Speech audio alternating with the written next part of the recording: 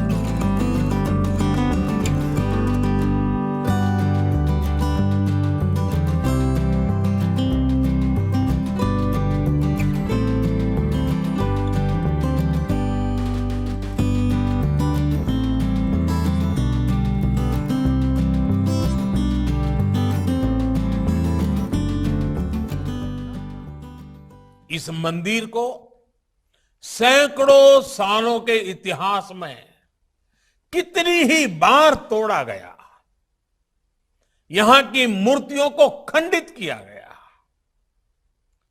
इसका अस्तित्व मिटाने की हर कोशिश की गई, लेकिन इसे जितनी भी बार गिराया गया, वे उतनी ही बार उठ खड़ा हुआ। इसलिए भगवान सोमनाथ मंदिर आज भारत ही नहीं, पूरे विश्व के लिए एक विश्वास है और एक आश्वासन भी है। जो तोड़ने वाली शक्तियां हैं, जो आतंक के बलबूते साम्राज्य खड़ा करने वाली सोच है, वो किसी कालखंड में कुछ समय के लिए भले हावी हो जाए, लेकिन उसका अस्तित्व कभी स्थायी नहीं होता। वो ज्यादा दिनों तक मानवता को दबाकर नहीं रख सकती। ये बात जितनी तब सही थी जब कुछ आतताई सोमनाथ को गिरा रहे थे, उतनी ही सही आज भी है जब विश्व ऐसी विचारधाराओं से आशंकित है। साथियों, हम सभी जानते हैं, सोमनाथ मंदिर की पुनर्निर्माण से लेकर भव्य विकास की ये यात्रा केवल कुछ सालों या कुछ दशकों का परिणाम नहीं है। ये सदियों की दृढ़ इच्छा शक्ति और वैचारिक निरंतरता का परिणाम है। साथियों, स्टैच्यू ऑफ यूनिटी से लेकर कच्छ के कायाकल्प तक पर्यटन से जब आधुनिकता जुड़ती है तो कैसे परिणाम आते हैं, गुजरात ने इसे करीब से देखा है। ये हर कालखंड की मांग रही है कि हर धार्मिक पर्यटन की दिशा में भी नई संभावनाओं को तलाशें। लोकल अर्थव्यवस्था से तीर्थ यात्राओं का जो रिश्ता रहा है, उसे और मजबूत करें।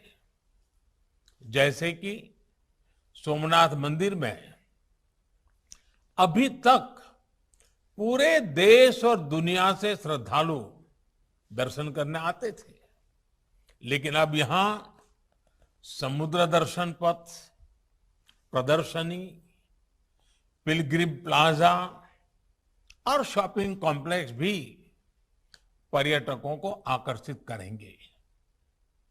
अब यहां आने वाले श्रद्धालु जूना सोमनाथ मंदिर के भी आकर्षक स्वरूप का दर्शन करेंगे, नए पार्वती मंदिर का दर्शन करेंगे। इससे यहां नए अवसरों और नए रोजगार का भी सृजन होगा और स्थान की दिव्यता भी बढ़ेगी। यही नहीं, प्रोमनेड जैसे निर्माण से समुद्र के किनारे खड़े हमारे मंदिर की सुरक्षा भी बढ़ेगी। आज यहां सोमनाथ एग्जीबिशन गैलरी का लोकार्पण भी हुआ है।